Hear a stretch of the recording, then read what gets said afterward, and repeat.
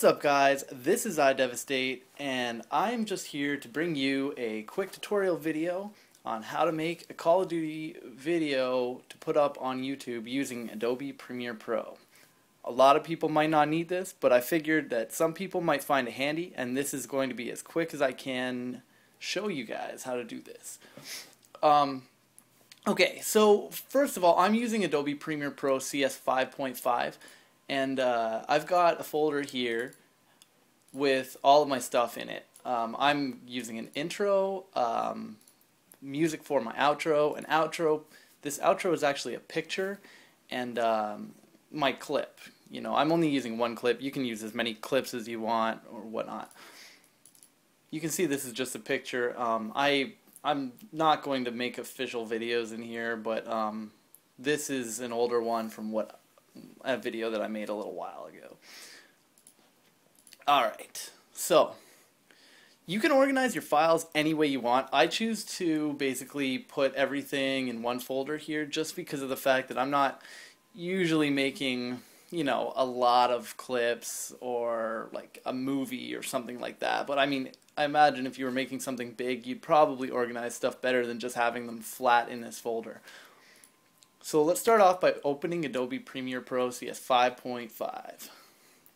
First screen you're prompted with is the New Project or Open Project window. I'm going to click on New Project, and what I want to do is I want to choose where I'm going to put my project. I know I'm going to put it right here, so I'm just going to simply copy this and go to Browse, paste it in here. And I'm going to name it something. I'm actually just going to do the same thing except remove everything before that. I'm going to call it Premiere Tutorial. Under the General tab, I think these are the default options. These are what I use. There's DV, HDV, audio samples, and timecode. For scratch discs, I would leave these if I were you. These are where I think your previews are going. It's just basically the same folder as this here. I would leave them. You know what, I'm not entirely sure what they are. But press OK. Now it's going to ask you to create your first sequence. And what I use for sequence settings, I use the DVC Pro HD 720p 60. And 60 means 60 frames a second, which is actually deceiving. It's actually 59.94 frames per second, and that's what the PlayStation 3 and the Xbox puts out to your capture card. It's 59.94 frames per second. You can come to the settings and tweak them, because these are actually just presets that set all of the settings in here. Here are the settings that I use. So I use 59.94, you know, as you can see here. I'm just going to continue on though. Tracks, you can just leave this stuff. You can always adjust this later in the sequence. What a sequence is think of a sequence as like maybe like a segment of your video, or I guess a sequence of your video. And I guess you'll see what that can be a bit later on. But what I'm going to name this is I'm going to name this one Main Video. And press OK. And then you're presented with the interface of Adobe Premiere Pro. And it looks overwhelming at first. There's a lot of stuff that's here that you might not know how to use. But you know what? It's actually not that bad. It's pretty easy to use. So right off the top, you've got this project, what do you call it? A project dock or project window here. What you want to do is you want to drag all of your stuff. Actually not that. You want to drag all of... What am I doing now? Oh god. Alright. You want to drag everything that you're going to use into here. You can organize it in here as well. I mean, you can say new bin, I want this to be main, I want this bin to be intro, and this bin to be outro. I'm sorry if the keyboard's loud, it's actually really close to my recording device. So anything for the outro I can drag in here, and the intro I can drag in here, and shotgun switch I'll drag in there. You can see that I'm actually clicking on two things sometimes. What I'm doing is I'm holding the control key and clicking on what I want to click on. It works in Adobe Premiere, it works in Windows, it works in almost everything. Not quite everything, but okay, so let's start off. We're in the main video, and the main video is going to be just what the video is here. So I'm going to take that and drag that down onto my timeline. And I'm going to snap it right here to the 0 second time. I actually don't know why it adds it to audio 5, but here are your audio tracks and here are your video tracks. You can remove as many video tracks, audio tracks as you want. So what I end up doing is I actually end up right-clicking on, an area here, saying delete tracks, and saying delete video tracks, delete audio tracks, and it's going to delete all of the empty video tracks and all of the empty audio tracks. That just makes it a little bit clean for us to work with. Like I said, if you need more, you can add some. You can see that this clip here is actually, it's not displaying very big, so I'm going to come down here on the slider and zoom in a little bit. And here's the clip. You can drag through it, and you can drag through it, and it previews dynamically as you're dragging through it. A couple of key things are right here, the step forward. This will step 1 frame forward in your video. Actually, right now it's not doing anything, but this will step frame by frame through your video. You can also use the left and right keys on the keyboard to do this. It can be easier because you can hold it if you need to.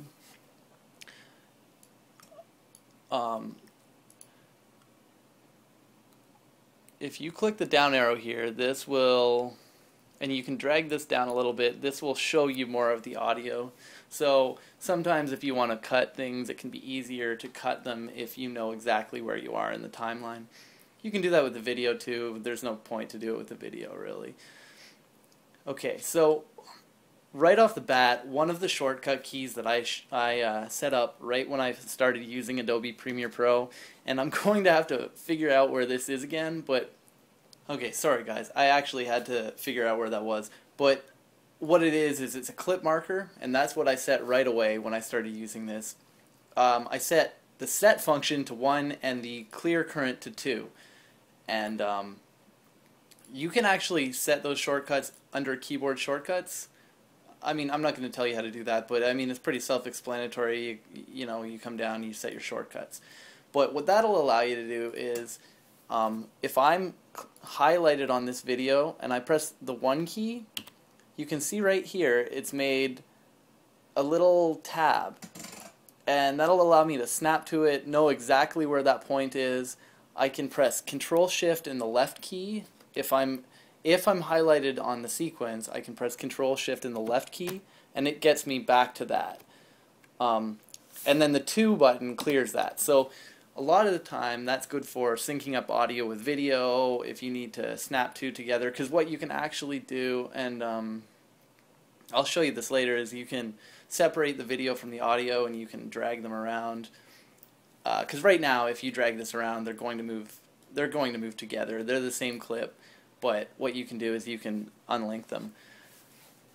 But yeah, the 1 and the 2 keys, set them to your clip markers, and it makes things really cool, really handy. So, all right. So here's the clip. Let me just play it quickly.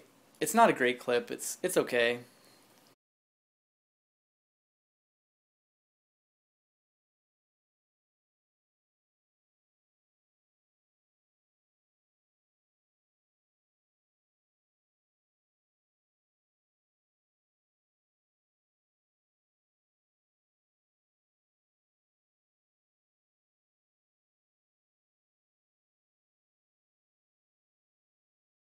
Okay, so you notice right off the bat that there's blank space at the front and the end of that clip, and that's because of the way I recorded it from theater mode.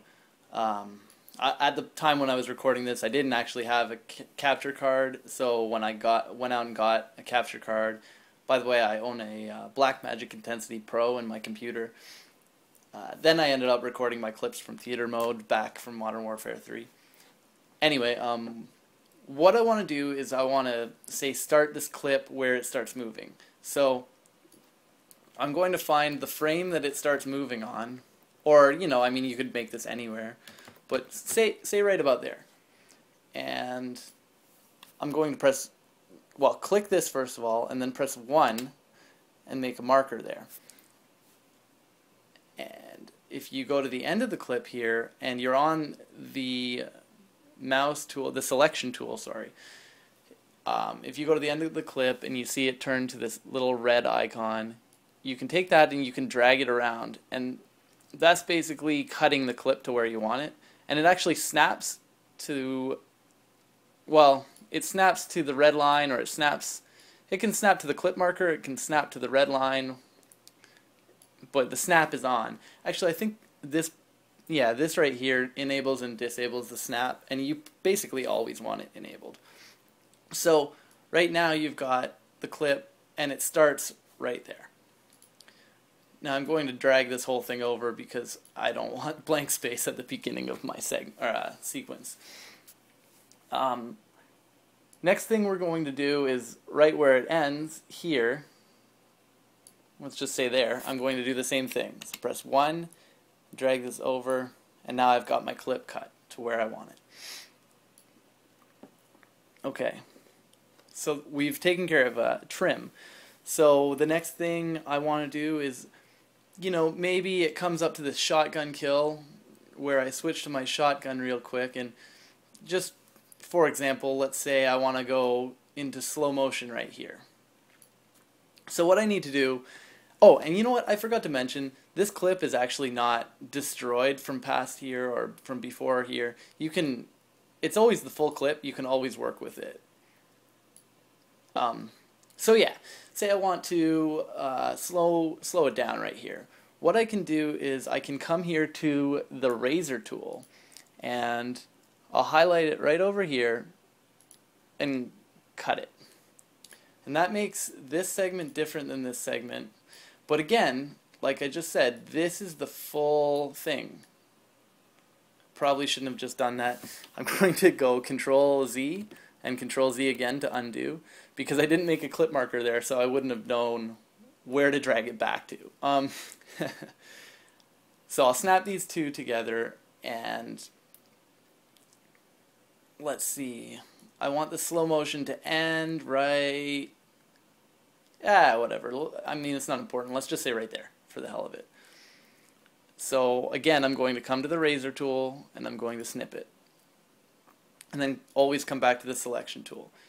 Now I'm going to drag this over because I need some room to work with, because slow motion is actually going to pull this video out here more. So there's a couple ways we can do this. The way I prefer to do this is I prefer to do this by right-clicking the clip and going to speed, duration, and then just putting in a %. So I could say I want this done. 200 is speeding it up. Let's say 50%, and press OK. And now you can see once it gets to there, it's going to go at 50% instead of 100%. But the other way you can do it, which is pretty good, I'm going to restore this back to 100%. I mean, say I had another clip right here, and for some reason there's audio that syncs up with this clip, and you don't want to move this clip around, but you want this space to be filled in. So what you can do is you can come to the rate stretch tool and pull this guy over, and what that's going to do is, you can see it right here. It's at 35%, so you can see it's at 35.03% of the speed of the first original clip. So that's a good way of slowing it down as well. Wow, I can't believe I got that kill. That didn't really look like it. Okay, so there's slow-mo. You can do, fast forward as well. I mean, 200%, 500%, whatever you want to do. The next thing I want to take care of is a quick little bit of audio changing. So let's say, for example, this clip, I mean, this is the audio bar right here, really, but I don't drag this around. I can come up to my effect control, and I can come down to volume and pull down the level, and let's just take off keyframing for now. This is my volume. It's at 0 decibels. I can turn it down, I can turn it up. Or I can click here, drag, or I can actually click here and type in a number. But say I want to dim my sound down from here to here, like I want it to gradually go down. What I can do is I can add a keyframe, which is this button here, and then I can come to the next part, which I think I can just click this. Yeah, it goes to the next section, and I can add a keyframe, and I still have this clip selected, so it's not adding a keyframe on the other ones. Add a keyframe there, and now you can see the keyframing is on. So if I drag this down now to 0, I want it to go to nothing. You can see that here the audio goes down to 0, and also right here. So if I was to play this, it's going to start going down now, and then you won't be able to hear the audio. Well, and then this clip kicks in and it's up here. So I mean, you can hear that, but yeah, you know what I mean. So I'm actually going to undo everything that I just did because I don't want to do that. I just wanted to show you guys that. So keyframing is cool. Keyframing, it's a way of transitioning into something else that you want to do without having to say, okay, I want it to be -1 decibel here, -2 decibels here, -5 decibels here. It knows how to bring your volume down, or whatever it is you're trying to do. The next thing I guess I can go through quickly is maybe transitions. I mean, there are some transitions here. I don't really know too much about video effects. I'm not going to go through that. Video transitions, let's just say quickly we'll do a dissolve. So I mean, you wouldn't want to dissolve through this because, or do a transition through this because it's all just really one clip. But if you did want to, cross dissolve is what I usually use. You can take that, you can drag it onto the middle of the clips together. You can see you can move it around, but I like to do it on the middle. And this, right in the middle, it only works properly if both clips aren't, how do I explain this? If you've cut in a little bit from both clips, because there's room to work with. If it was the full clip and we haven't trimmed it down at all, it would be harder for the program to work with that clip. But you can see that there's, oh, you know what, that was so subtle that you couldn't even see it. You can actually drag this around however you want it. Let's see if that works better. Well, you can't see it anyway because it's the same clip. But yeah, you get the point. I'm going to click that, press delete, and it'll take care of it. There's also audio transitions if you're going from different audio volumes and stuff. You can use the constant power, constant gain, or exponential fade, and you drop them in the same way as the video transition right between there. And if you have a big audio change, one of these transitions will actually really, really help that audio change out and make it seamless. Alright, this video is getting kind of long. I'm going to go on to the next step. We've finished this sequence, okay? This sequence is our main video of what we want to present. So the next step, I'm going to close that. Let's get rid of this as well. I don't know why that's there. I'm going to create a new sequence. Where is new sequence? Whatever. Right click, new item, sequence. I'm going to use the same settings, and I'm going to call it intro. And for the intro sequence, I'm literally just going to take my intro and plop it down here. I can do this just to clean it up. That's not a big deal. And my intro is done, the intro sequence. So the next sequence I want to do is an outro.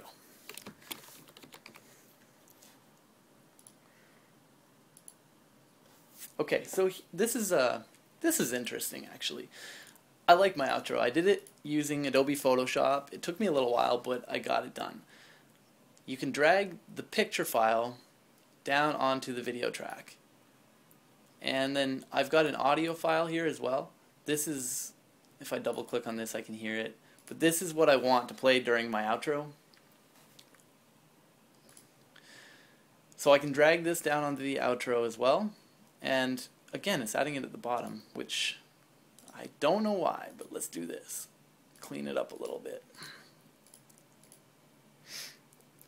Okay, so this is the length of the music for the outro. But since this is a picture, I can literally just drag this over. It doesn't really matter, it's going to last the same amount of time. But now you're saying to yourself, okay, well I need 2 videos in here. Well, I'm going to use the same video. I'm not going to get 2 different videos. I don't really give a shit right now. But if I come to the shotgun switch clip and drag this onto the timeline, put it right there, and let's just say make it the same length as my outro. What I can do is come up to the effect control, go to the motion, and scale this down. And I just happen to know that my boxes fit at 38%. I think. Yeah, it's 38%. And what I can do is I can come zoom in on this, drag it over, and take the position, the X position, and drag this over, and, you know, fit it about where you want it. And let's zoom to fit again, and you can see that the outro has that part of the video there. I mean, you do that the same to the right. I'm not going to do it to the right hand side, but you do it the same way. And there you go, outro done. I mean, except for this side. And then all the buttons work by annotations on YouTube. Let's see here. It just auto-saved my project, which is good. I wanted to show, I guess, one more thing. If I go back into the main video sequence, what I can do, which I'm not going to really do in this case, but I can, actually, let's just for the heck of it, go copy, we'll put the cursor here, and we'll go paste. I can take this and I can unlink the video from the audio, and that's where you can separate the two. So for example, say I had the cursor here, was highlighted on this video. I can press the 1 key because I have that set up as my shortcut, and now I can take this and move it, and I can actually even move it to snap right to the end of that, to snap to there, to snap to there. The snaps are great in this. I mean, one thing that works really well is, say I had an audio of like a, I don't know, say like a sniper rifle going off or something, and the point of the audio was right, you know, at its peak, which we'll just say it's there. I mean, I'm not really paying attention, I'm just guessing. And you had a video of something you wanted to sync up with that. Well, now you can take that and sync them up together, so they're right on top of each other. And that's how you'd make, like, if you had a song and you wanted the shot to be right on a beat of a song, that's how you could do that. But right now, I'm actually going to delete these 2 clips. And we will go into the final bit, which is making one more sequence. We'll call it, whatever, overall, for the overall sequence. And I'm just going to simply drag my intro in, drag my main segment in, and drag my outro. And let's just zoom in so we can see. We will clean it up by deleting the unnecessary tracks. And now we've got the entire video. So then it goes into that segment and blah blah blah blah blah. Okay, there's one more step here. This is color correction. I've got some presets set, but I've got a, I guess I called it Halo color correction. I use it for COD too, but I only want to apply that to the middle clip. But what's cool about, the middle sequence. What's cool about sequences is even in this sequence, I've got a bunch of different clips. If I dragged this Halo color correction over top of this clip, it wouldn't apply it to this clip or this clip. It would only apply it to this clip, the first one. But if you do that to the sequence, it applies it to everything in that sequence. So I'm going to take this and drag this on top of my sequence, and I have a bit of a sharpen here as well, and I can explain that stuff to you and what I use. But actually, let's undo twice. Just take a look at the video preview, and then take a look when I drag the color correction on top. It makes it a little bit sharper, a little bit nicer. And we'll go back to the sharpen again. But the color correction, what I use is, let's see, shit, now I'm not going to remember. I use the fast color correction. I don't remember where I got it from. Preset Bin maybe? No.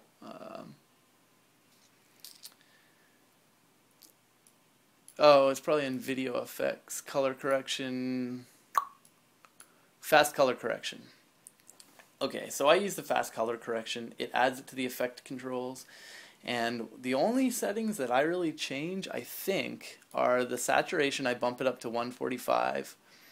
And I think I might have changed the input levels or output levels a little bit. I don't really remember. And then I add a 10 value to the sharpen. Not too much of a sharpen, but just a tiny little bit.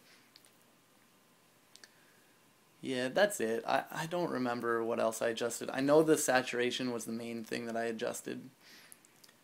And I mean, we've got our entire video now. So the only thing to do from now, or for now, is to render this video. And the way you do that is you have to make sure the segment that you, sequence that you want to render is highlighted, and then you come up to File, Export, Media, and that'll bring this window up. Sorry, I'm drinking beer at the same time as doing this commentary. You can drag these. If I only want it to render from here to here, I could do that. I want it to render the whole thing, so I'm just going to leave it the way it was. There are some some presets. I've got the YouTube Call of Duty preset. This is actually what I made. I saved that preset, but I think I started from the YouTube Widescreen HD preset. And you want the format to be in the H.264, and you can click on this word, and what this will do is this brings up where you're going to save it. Let's just save it to my desktop, not a big deal. I'll just call it whatever, video. I wanted to export the video, export the audio. For the video, I want it to be NTSC because I am in North America and we use NTSC, not PAL. NTSC, I believe, is like a 29 point. I don't remember. It's to do with the frames per second though. I know PAL is 25 frames per second. This is what I'm going to export it at. That's 720p. The frame rate that I'm going to use 59.94. Oh yeah, it was 29.97. What I was thinking of. I don't honestly know too much what these other settings are, so I'm not going to explain them. I click the render at maximum depth checkbox and click the use maximum render quality checkbox. And for the audio, I have the codec on AAC, the frequency on 44.1 kilohertz, the quality on high, and the bitrate at 320. And all you have left to do now is press the export button, and that's going to start making our video. So here it looks like it's going to take about 4 minutes, so I'll be right back. Okay guys, I'm back and the clip has finished rendering. If I minimize this, you can see it's sitting right here, and it's exactly as it should be. So now you can upload that video to YouTube or do whatever the heck you want with it. Anyway, I hope you enjoyed the tutorial. It was a little bit longer than I expected it to be. This is my first tutorial ever, so if you liked it, throw me a like. If you really liked it, throw me a subscribe. That'd be great. And yeah, talk to you guys later. Peace.